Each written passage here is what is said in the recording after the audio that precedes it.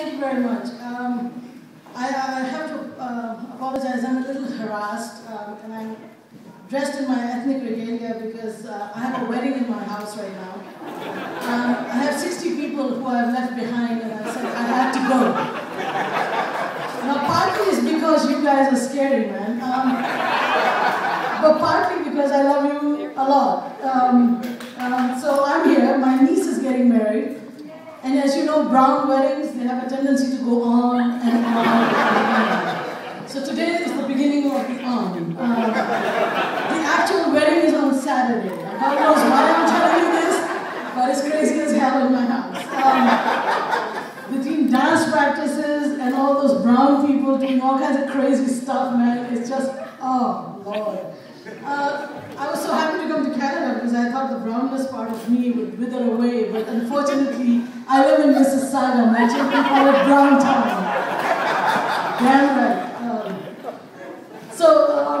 Anyway, like my colleague Melanie mentioned to you, I am actually an activist, have been for 20 years. I sold my soul 4 months ago and joined the dark side. So between Darth Vader and me, we are having a hell of a time. But I became the director of Equity, Diversity, and Human Rights. And when they gave me the job, I thought to myself, either they're crazy because they don't know me, which is very sad because I've been doing this shit for 20 years already. And if they still don't know me, there's something really, really wrong. Or they think that they can take me and turn me into something that every bureaucrat dreams of, which is to be lulled into false sense of security. Now, since I've only been there 4 months, I haven't quite worked out what is going on. But I know that I am the director of Equity, Diversity, and Human Rights, and I don't know how the city works. I know what I want to do. And what I want to do is to create an equitable and just society, and I will give a damn who seeks that equity and how. So as far as I'm concerned, at a time, I call it the Obama syndrome, which is that ever since Barack Obama has been elected, somehow it has made being overtly racist all right. And that's the irony of Obama. In his person, everybody owns him. He has liberated us at an individual level and he's imprisoned us at the time at the level of our society. Because of course now we live in a post-racial society because if he can be the president, we don't need to worry about racism anymore, man. We don't need to worry about discrimination and bigotry. We don't need to worry about people being marginalized for all sorts of reasons. And that's the problem. You see, I like Barack Obama. I like him a lot. I was in Pakistan when he was being inaugurated. That was really crazy. My mom and all my relatives are sitting there saying, wait, they're going to call his name. And they will say, Barack Hussein Obama. And I'm like, Ma, he's not Muslim. And she's like, yeah, but who cares? His name is Barack Hussein Obama. And I'm like, I said, you know, you guys are losers. Like, you've got to get a life, you know. And when the first time they announced Barack Hussein Obama, they didn't say Hussein, they said Barack Obama. And my mom turned around and said, see, I knew they would be racist. They would not call him Hussein. And I'm like, oh my God, I can't believe I'm having this conversation thousands of miles away from the United States and Canada.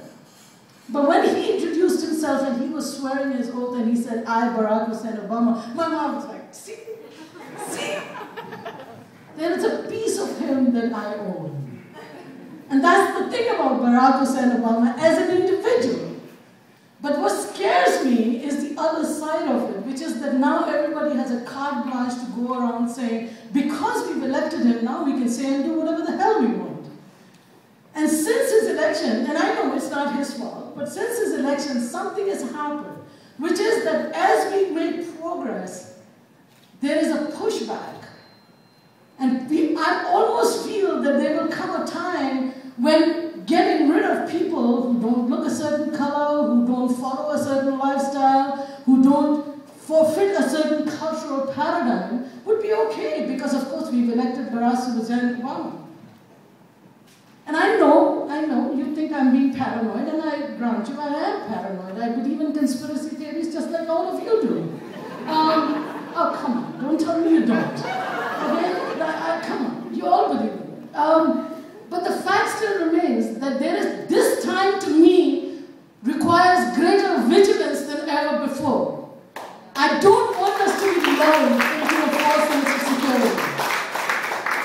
And that's what I bring to City Hall. I know it sounds like a contradiction in terms, but that's okay. It is a contradiction in terms, but I'll do my darndest. And one of the things that this Office of Equity, Diversity and Human Rights is doing, which is that it has pulled together disparate functions that were lying all across and buried under, and put them into one office and given that office some significance.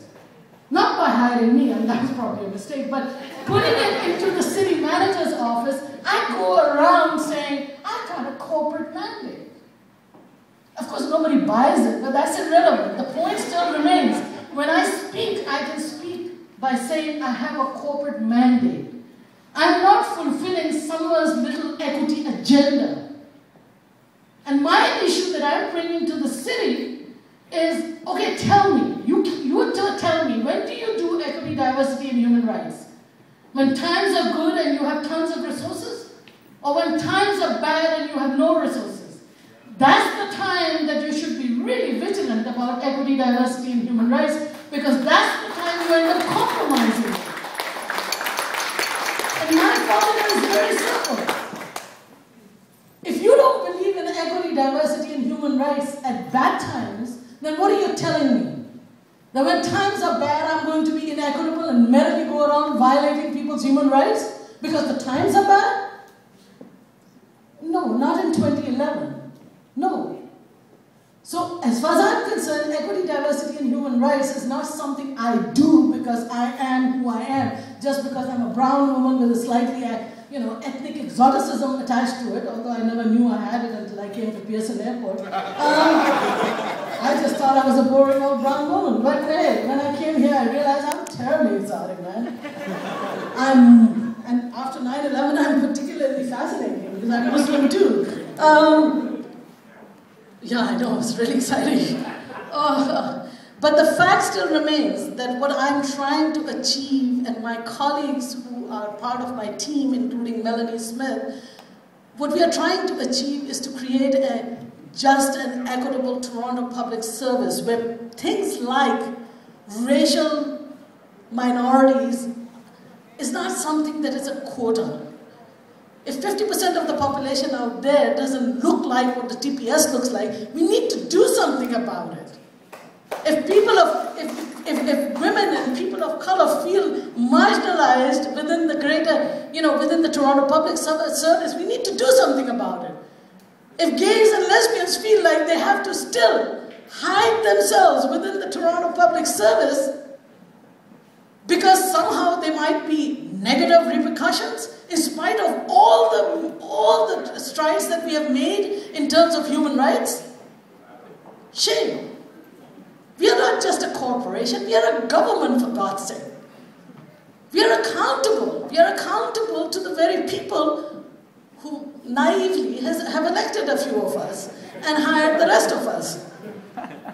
I mean, this is, to my way of thinking, it is an agenda that I think I need to force through, not as an add-on.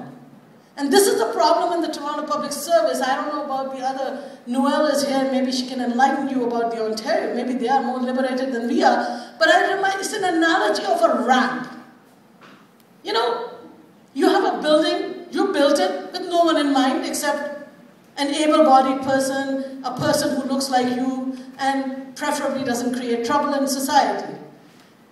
And then you find out that people who want to access that building are actually differently abled. So what do? You look around, you say, do I have money? If I have money, I'll put a ramp. But you see, that's the thing. That ramp is about resources.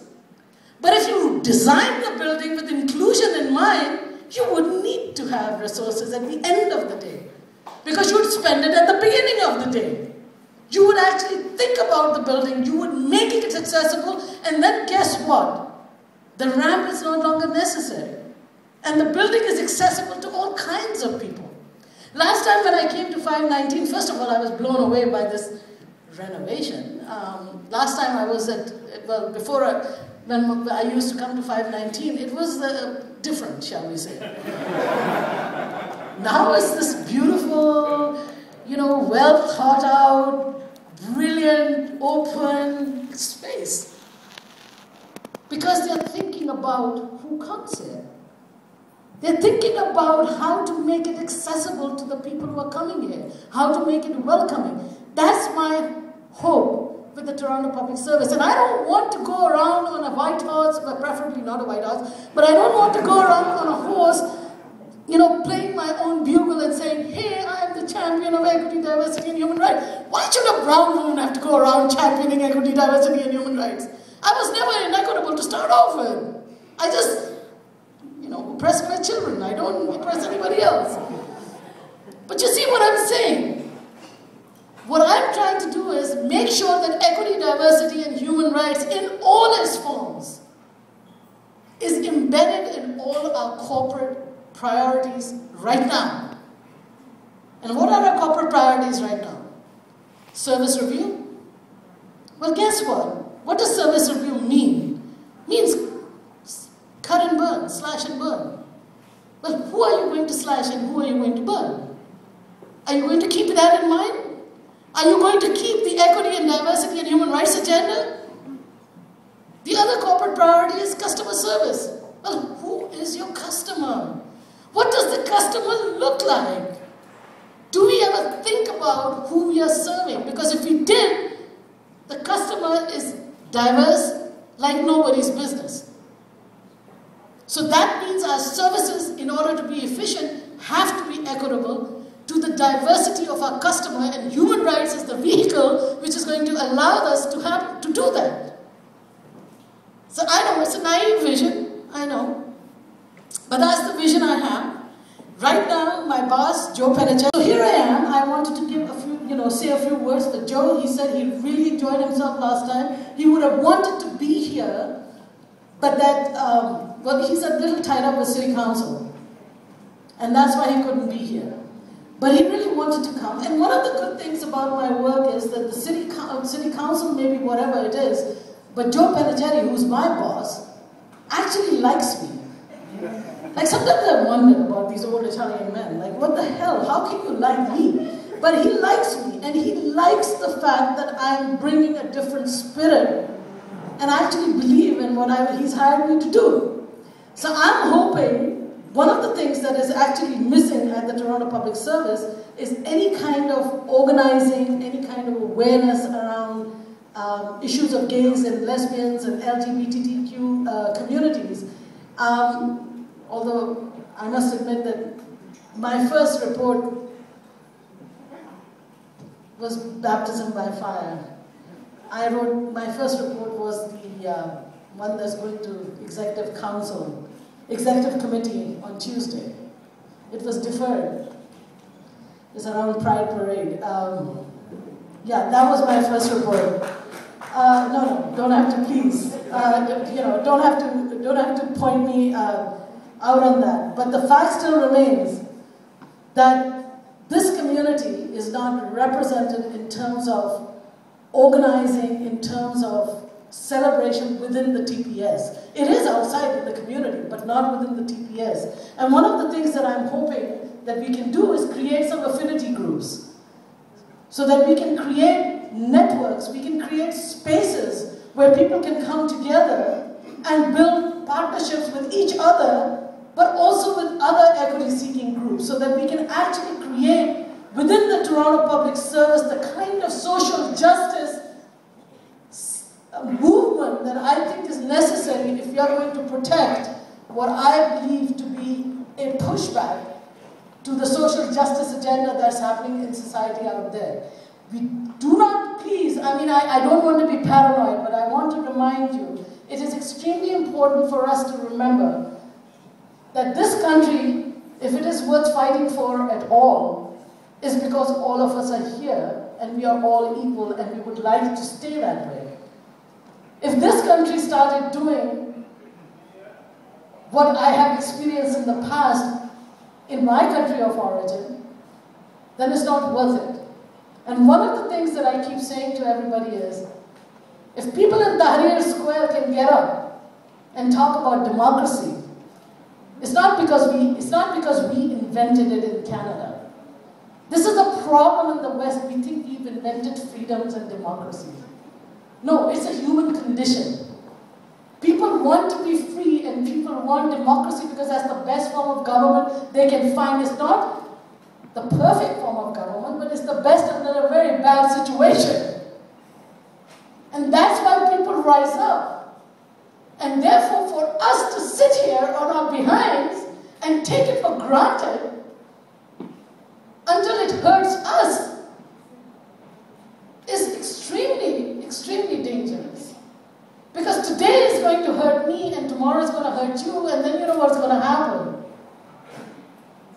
Nobody will be left to rise up, because we never bother to rise up for each other. So I see a natural affinity between LGBTQ community, communities of color, because I have fought along with my South Asian brothers and sisters who have fought within the LGBT community for equity as well. Race and racism impacts all of us. So let's not sit on our laurels and think that we are somehow superior. And that's the reason why I think my work within the TPS cannot be done without partnerships with people like yourselves who are socially just at the core of your being. Because you understand what persecution means. Because you understand what discrimination means. And therefore it is absolutely critical that we work together to make not just the Toronto Public Service, that's just a corporation, but the government at the city level, the government at the provincial level, and the government at the federal level support mechanisms and policies that lead towards a more just and an equitable society. And if I can leave you with that one message, that would be good enough. Thank you very much.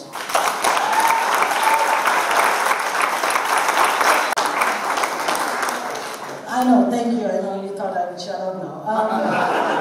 And I will, I promise. But I was told that I should introduce someone who's actually trying to do exactly what I was talking about, which is to create affinity groups within the Toronto Public Service. I wanted to introduce Diana Hudson, who's a caseworker. Oh, Dana, sorry. I'm not wearing my glasses, I'm getting old now. Dana Hudson, who's a caseworker in the Employment and Social Services, and I would like to ask her to come here and talk about the Toronto Public Service and the LGBT affinity group. Thank you.